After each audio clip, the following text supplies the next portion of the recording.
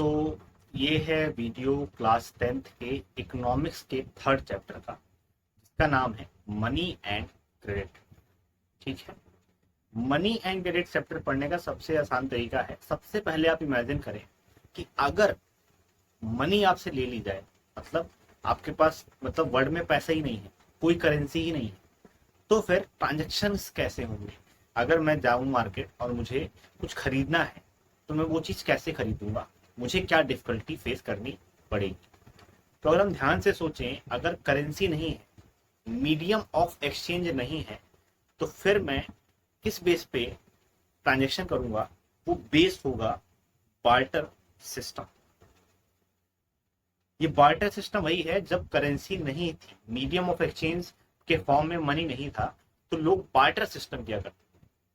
Barter system का मतलब क्या है कि अगर मुझे फॉर एग्जांपल मेरे पास कुछ टमाटोज है, वो टमाटोज मैंने अपने फार्म में प्रोड्यूस करे थे, लेकिन सिर्फ टमाटर हुआ कि मैं टमाटर खा के अपने लाइफ नहीं स्पेंड कर सकता, है ना। मुझे मार्केट से थोड़ा सा व्हीट फ्लावर खरीदना है, ताकि मुझे जो है उसका रोटी बना के, थोड़ी सब्जी बना के मैं खाना खा पाऊँ। तो अगर मैं मार्केट में व्हीट फ्लावर लेने जा रहा हूँ, तो मुझे एक ऐसे पर्सन को ढूंढना है जिसके पास व्हीट फ्लावर हो, मतलब उसने जो है व्हीट का प्रोडक्शन किया हो अपने फार्म में। बट प्रॉब्लम क्या आएगी, जब मैं अपना टमाटोज लेके जाऊंगा और उसका व्हीट फ्लावर मुझे खरीदना है, तो मुझे पहले उस बंदे को ढूंढना पड़ेगा।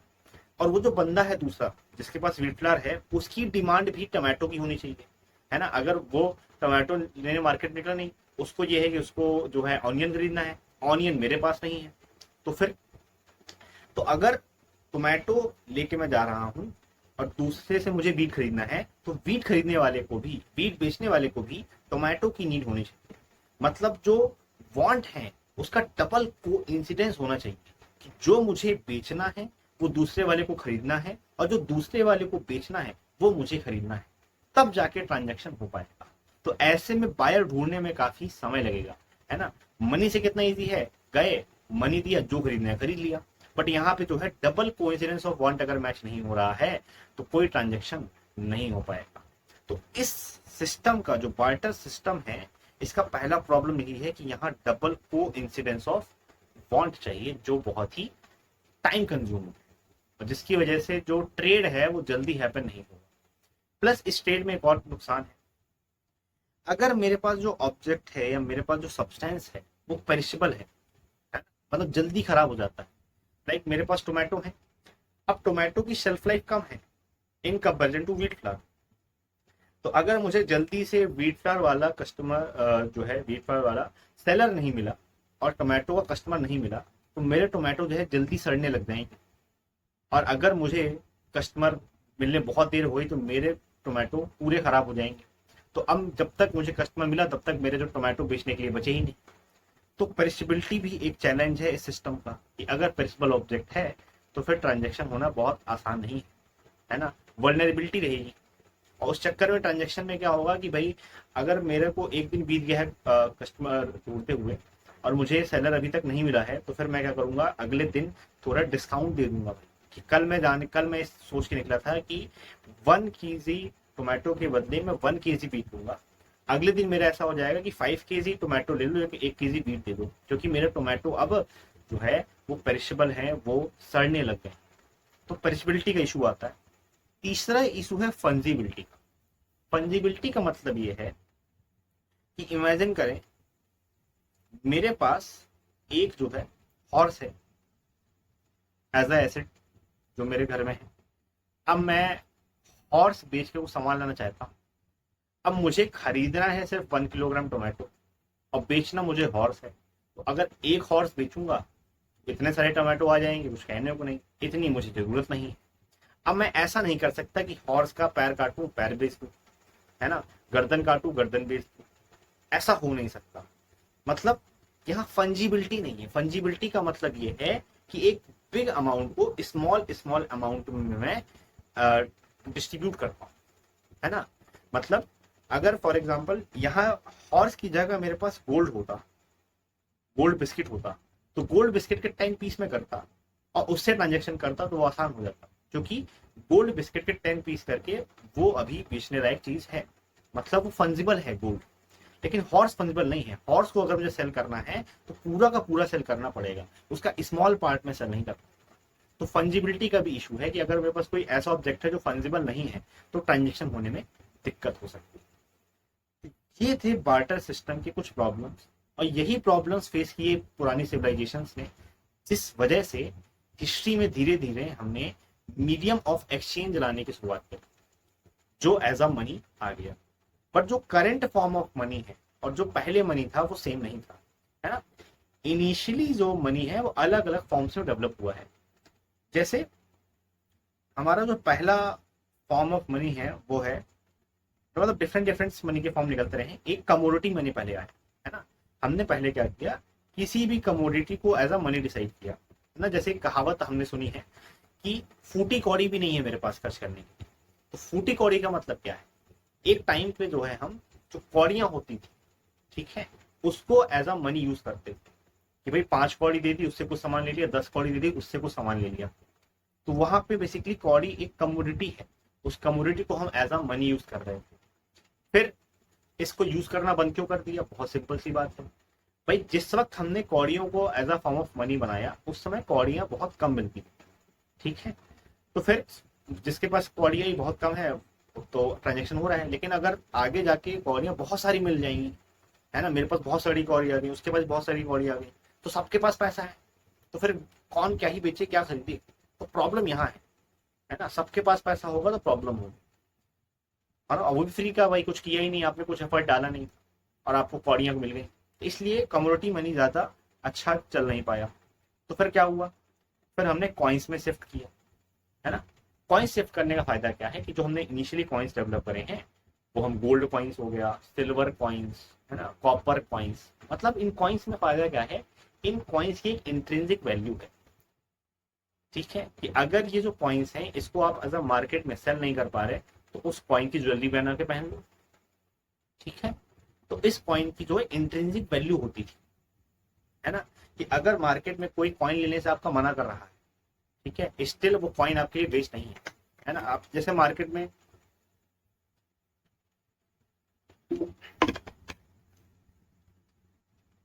में आप जाओ और सडनली दुकानदार नोट लेना बंद कर दें सारे, कोई नोट नहीं ले रहा आपके, तो फिर पैसा कैसे होगा, वो कागज का नोट आपके किस काम का, है ना। लेकिन अगर आपके पास एक गोल्ड कॉइन होता और सामने वाला गोल्ड कॉइन लेने से मना कर रहा है, स्टिल वो गोल्ड कॉइन की एक इंट्रिंसिक वैल्यू है, आप अभी आपको गोल्ड कॉइन वेस्ट नहीं हो गया है। तो गोल्ड कॉइन या कॉइन्स की एक इंट्रिंसिक वैल्यू हुआ करती थी जो बहुत फायदेमंद थी, ठीक है। गोल्ड कॉइन से लेके जब हम पेपर करेंसी में आए, मॉडर्न फॉर्म ऑफ अगर मनी में आए, तो हमने पेपर करेंसी स्टार्ट करी। पेपर करेंसी में प्रॉब्लम है और वो प्रॉब्लम का सोल्यूशन, क्योंकि पेपर करेंसी तो चल रही है हमारी, तो सॉल्यूशन तो है ही है। फिर पेपर करेंसी में क्या है कि अगर सामने वाला मना कर दे, पेपर हमारे किसी काम का नहीं, इसीलिए उस पेपर करेंसी पर ट्रस्ट कैसे डेवलप होगा भाई। जब तक मेटेलिक मनी थी, जब तक गोल्ड सिल्वर कॉइन चल रहे थे, तब तो कोई ट्रस्ट की तो थी ही नहीं, क्योंकि वो उसकी इंट्रिंसिक वैल्यू ऑलरेडी थी।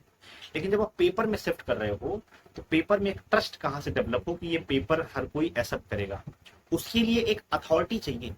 वो अथॉरिटी इसको इन्फोर्स करा सके कि कोई भी जो सेलर है वो इस पेपर मनी को रिफ्यूज ना कर। और वो अथॉरिटी कौन है, वो अथॉरिटी हमारी है रिजर्व बैंक ऑफ इंडिया। तो यहाँ पेपर करेंसी में भले ही इंट्रिंसिक वैल्यू नहीं है, लेकिन एक्सेप्ट क्यों हो रहा है, क्योंकि अथॉरिटी उसको एक्सेप्ट करने के लिए फोर्स कर रही है, ठीक है। मतलब आरबीआई जो है, पहला रिजर्व बैंक ऑफ इंडिया दो काम करती है, एक वो एक करेंसी प्रिंट करती है on the behalf of the central government, और फिर दूसरा वो इसको लीगल टेंडर बनाते हैं। लीगल टेंडर कहने का मतलब ये है कि वो जो पेपर करेंसी है वो कोई भी सेलर रिफ्यूज नहीं कर सकता वो एक्सेप्ट करने में, वरना ये इलीगल होगा, वो एक क्राइम होगा जिसके लिए उसको सजा हो सकती है। और ये इन्फोर्स सेंट्रल गवर्नमेंट करा पाती है, ठीक है। आरबीआई उसके बेसिस पे, आरबीआई उसके बिहाफ पे काम कर रहा है हमारी सेंट्रल गवर्नमेंट पे, ठीक है। तो पेपर करेंसी में ट्रस्ट इसी से बन रहा है कि भाई हमारा जो है एक अथॉरिटी बैठी है जो उसको इन्फोर्स करा रही है कि भैया आपको एक्सेप्ट करना ही करना है, एक्सेप्ट नहीं करेंगे ऐसा नहीं हो सकता, अगर नहीं कर रहे हैं तो ये एक क्राइम हो जाएगा, ठीक है। अब पेपर करेंसी से अब हम थोड़ा सा शिफ्ट कर रहे हैं, अभी करेंटली तो प्रोसेस चल रहा है, पायलट प्रोजेक्ट है, पर डिजिटल करेंसी में भी हम शिफ्ट कर रहे हैं। मतलब अब पेपर लेके भी नहीं जाना है, ठीक है। आप बैंक में आपको जो है डिजिटल करेंसी स्टोर हो जाएगी, जिसको आप डायरेक्टली डिजिटली यूज करोगे, ठीक है, जो कभी भी आपको पेपर फॉर्म में नहीं मिलेगी। ये मैं यूपीआई की बात नहीं कर रहा, वो यूपीआई में जो पैसा है वो आपका कैश वाला बैंक में है, वही यूज हो रहा है। डिजिटल करेंसी मतलब डिजिटली है, वो कभी भी आपको फिजिकल फॉर्म में फाइल नहीं मिलेगी। तो इसका बस एक रेफरेंस देना था मुझे, बाकी पेपर करेंसी तक ही एनसीईआरटी में दिया हुआ है, ठीक है। तो आरबीआई हमने पढ़ा, आरबीआई क्या करता है, करेंसी इशू करता है on the basis of central government, और आरबीआई जो है इस मनी को, इस करेंसी को लीगल टेंडर बनाता है, ठीक है। लीगल टेंडर का मतलब है कि एक ऐसी करेंसी जिसमें एक सेंट्रल अथॉरिटी इन्फोर्स करा रही है वो उसको, और उसको जो है पूरी कंट्री में फोर्स कर रही है कि भैया आपको एक्सेप्ट करना ही पड़ेगा, ऐसा नहीं हो सकता। प्लस बैक भी कर रही है ना, जैसे आप देखोगे आपके किसी भी नोट में, है ना, ऐसे लिखा होता है कि मैं ग्राहक को इतने रुपए देने का अदा करता हूँ, ठीक है। किसी भी नोट में आपके लिखा होगा, for example I have one note, ठीक है, तो ये 20 रुपीज का नोट है। इसमें जो है, अगर इस कैमरे में तो दिखेगा नहीं, बट यहाँ पे लिखा है ना, मैं पढ़ देता हूँ। I promise to pay the bearer the sum of 20 rupees. इसने इसमें यहाँ पे साइन होते हैं, ठीक है, दैट इज आरबीआई गवर्नर। तो आरबीआई गवर्नर रिस्पॉन्सिबिलिटी ले रहा है कि मैं आपको 20 रुपए देने का प्रॉमिस कर रहा हूँ, ठीक है। मतलब वो 20 रुपए की वैल्यू 20 रुपए ही है ना। जैसे यही पे तो हुआ कि जब आपका डीमोनेटाइजेशन हुआ, नोटबंदी हुई, है ना, तो आपके 500 रुपए थे, अब वो बंद हो गया अचानक से। तो वो आरबीआई ने आपको प्रॉमिस किया है ना कि 500 रुपए के बदले 500 मिलेंगे। तो फिर आपके पास ऑप्शन था कि आप बैंक जाके वो पुराने नोट बदल के नए ले सकते हैं। क्यों?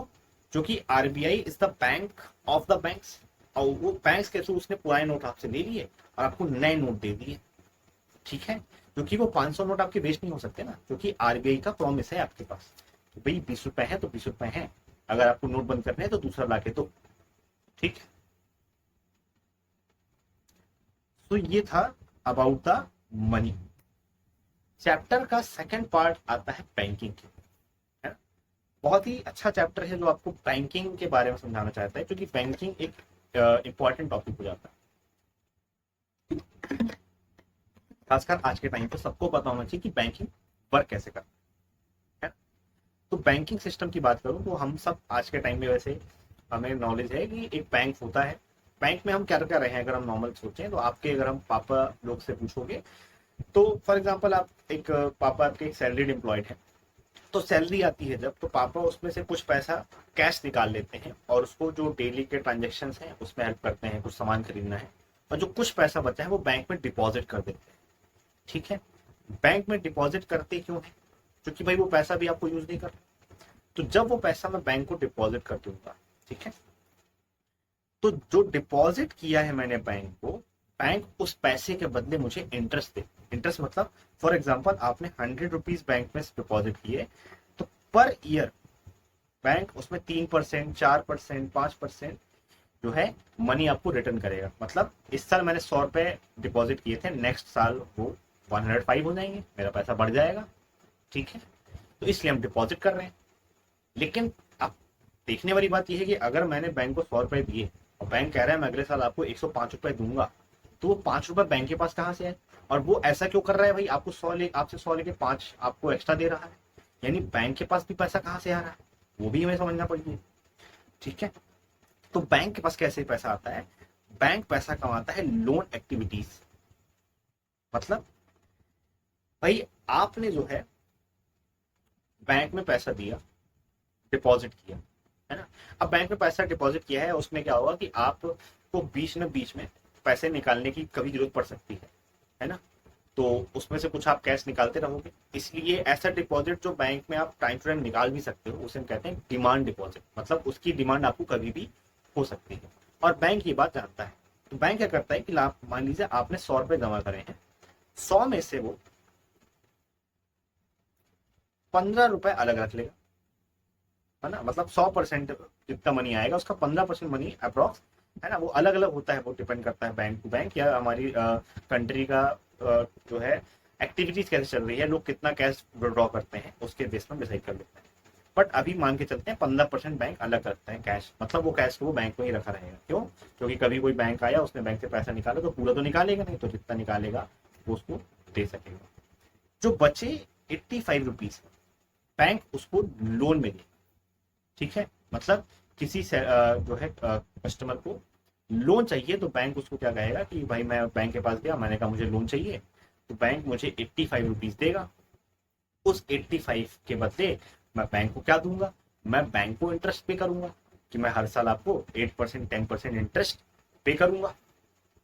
ठीक है, तो मैं बैंक को फिर लास्ट में पूरा मनी भी लौटाऊंगा और इंटरेस्ट भी पे करूंगा।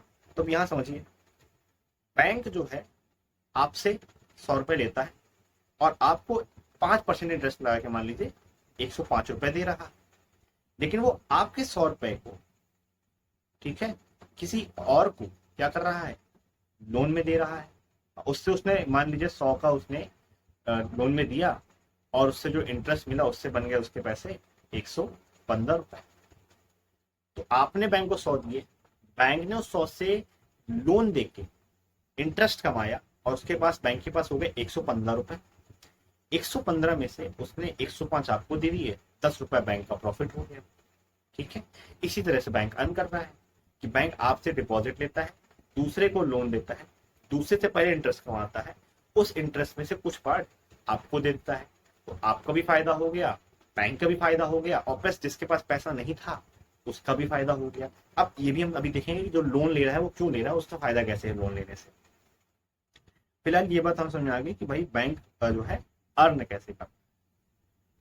ठीक है, यहाँ पे हम देखते हैं बैंक ने डिपॉजिट लिया, CRR मतलब कैश रिजर्व रेशियो, मतलब ये परसेंट फिक्स होता है कि आपको किसी पर्टिकुलर बैंक को एक particular percentage of amount cash में रखना पड़ता है, और ये फिक्स करता है RBI, reserve bank of India. यहाँ पे हमने जहाँ 15% रखा था, और क्यों करता है भाई, क्योंकि भाई आपका day to day cash transaction तो आप बैंक से निकालोगे ना, तो वो पैसा तो अगर आप सारा लोन में दे दोगे तो फिर आप तो बैंक गए और फिर पैसा तो आपका दे दिया है ना, तो आप तो फिर पैनिक कर जाओगे भाई हमारा पैसा दे दिया, तो आपको कभी जब पैसे पड़ती है तो 15% में से आपको मिल जाता है, रेस्ट जो है वो लोन में चला जाता है, उससे बैंक अर्न कर लेता है।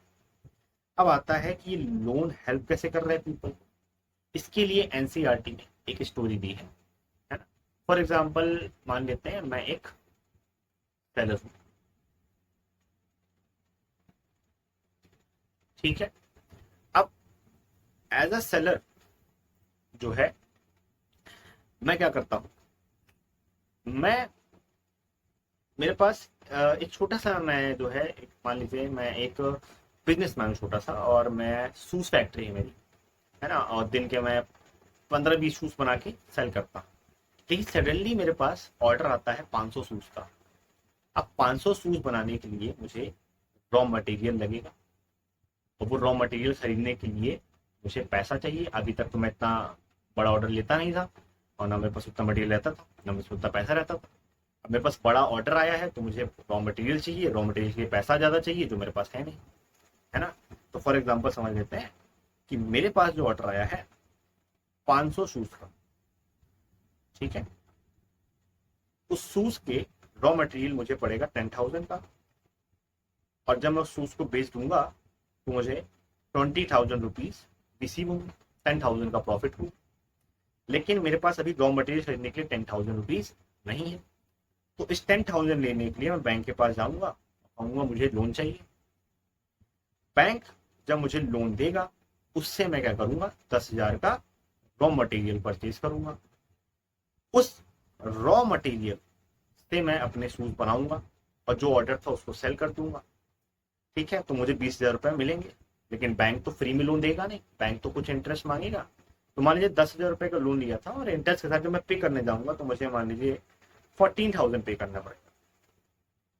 तो अभी 10,000 में से 14,000, 10,000 का रॉ मटेरियल से मैंने 20,000 का पैसे कमाए, जिसमें से 14,000 मैं बैंक को रिटर्न करूंगा, और बचे कितने, 6,000, और 6,000 मेरा प्रॉफिट हो जाएगा। लेकिन अगर लोन ना होता, बैंक ना होता, तो मैं वो ऑर्डर ले नहीं पाता और मेरा बिजनेस ही नहीं चलता। तो लोन ऐसे हेल्प करता है। लेकिन लोन बैंक ऐसे सबको नहीं देता, ये इतना इजीली नहीं देता, है ना। क्रेडिट यानी लोन देने का कुछ कंडीशंस होते हैं, है ना। लोन के बदले में आपको कोलेट्रल देना पड़ता है। कोलेट्रल है क्या कि भाई मैं लोन लेने गया और लोन लेके मैंने जो है पैसे लेके मैं भाग गया। अब बैंक क्या करेगा भाई, पैसे तो खत्म चले जाएंगे। उसके लिए क्या क्या रहे, तो बैंक कहेगा कि भाई आप लोन लेने आए हो, एक काम करो, आप कोई कीमती चीज हमारे पास सबमिट कर दो, है ना। फॉर एग्जाम्पल आप घर में रहते हो, आप घर के प्रॉपर्टी के पेपर हमको देके जाओ। अगर आप लोन पे नहीं कर पा रहे या आप बिल्कुल डिफॉल्ट कर देते हो कि भाई आपको देना ही नहीं है, तो हम क्या करेंगे, हम आपका घर बेच देंगे और उससे पैसा रिकवर कर लेंगे। अब कोलेटरल सिर्फ घर नहीं हो सकता, वो लोन के अमाउंट पे डिपेंड करता है। हाँ, मैं 10,000 का लोन लेने गया तो बैंक वाले कहेंगे ठीक है अपनी बाइक ही जो है मेरे पास मेरे को दे के चले जाओ। तो अगर 10,000 नहीं दे के आओगे तो मैं बैंक बाइक तुम्हारी बेचूंगा, 20,000 10,000 का पैसा मिल जाएगा, मैं रिकवर कर लूंगा लोन। तो कोलेट्रल बेसिकली बैंक लेता है इसलिए, या कोलेट्रल एक सिक्योरिटी डिपॉजिट तरह से आप ले सकते हो कि अगर लोन पे करने में सामने वाला अनसक्सेसफुल रहता है या फिर वो बिल्कुल डिफॉल्ट करता है, वो लोन देना ही नहीं चाह रहा जान उसके, तो फिर लोन की रिकवरी यहां से हो सकती है। ठीक है, कोलेट्रल एक भी होता है, plus other terms of credit भी होता है। जैसे कि आपका जो इंटरेस्ट है, भाई मैं लोन दे रहा हूं तो मैं आपसे कितना परसेंट पैसा वापस चाहता हूँ, वो डिपेंड करेगा लोन के रिस्क पे, है ना, कि कितना रिस्की लोन है। और रिस्क आप बैंक आपका पता लगाता है भाई कि आपका कोलेट्रल कैसा है ना, आपकी फाइनेंशियल कंडीशन है क्या, है ना। मान लीजिए आप सैलरी है आपकी मंथली 20,000, और बैंक के पास आप पहुंच गए 1 करोड़ का लोन लेने। आप 1 करोड़ का लोन लेने 20,000 सैलरी वाला जाएगा तो फिर रिस्क तो है, तो फिर उस पर इंटरेस्ट भी बैंक ज्यादा लगाएगा। ठीक है, तो रिस्क भी डिपेंड करता है, अलग अलग फैक्टर्स होते हैं। हमारा मेनली कोलेट्रल ही हमें जानना था और एनसीईआरटी में जितना हमारा टॉपिक दिया है। ठीक है, सो बस इस चैप्टर में फिलहाल के लिए इतना काफी है, काफी बेसिक मैंने इसमें कवर कर दिया है।